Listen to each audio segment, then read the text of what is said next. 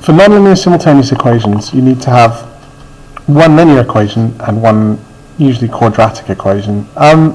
You start with the linear equation, and you need to have either y or x as the subject. In this case, y already is the subject, so you don't have to rearrange. But if you had a question where it was something like x plus 2y equals 1, you would need to make x the subject so that you could replace it in the nonlinear. But that doesn't happen here. We've already got y equals, which is good. So what we want to do then is replace y with this expression in terms of x. So we look at this, we've got y squared equals 16x. We're going to replace y with that 4x minus 8.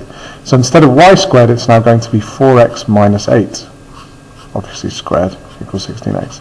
This is a quadratic at x, so we need to expand the brackets and move everything over to the same side. 4x minus 8 all squared is 4x minus 8 times 4x minus 8, which comes out as 16x squared minus 32x minus another 32x plus 64. So we get 16x squared minus 64x plus 64 equals 16x. And then we minus the 16x over. Now, you could apply the quadratic formula straight away, but I hope you realise that all these numbers are even, so you can divide by 2. In actual fact, you can divide by a bit more than 2, but it may not be obvious what you can divide through by straight away, so I'll do it in stages. If we halve everything, we get 8x squared minus 40x plus 32. Still even, let's halve again. Still even, so let's halve again. Still even, let's halve again.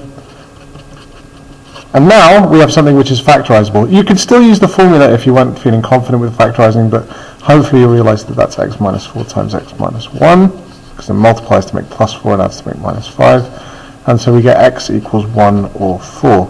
Now we need to work out what the y values are that go with that. So we go back to the equation and we see that y equals 4x minus 8.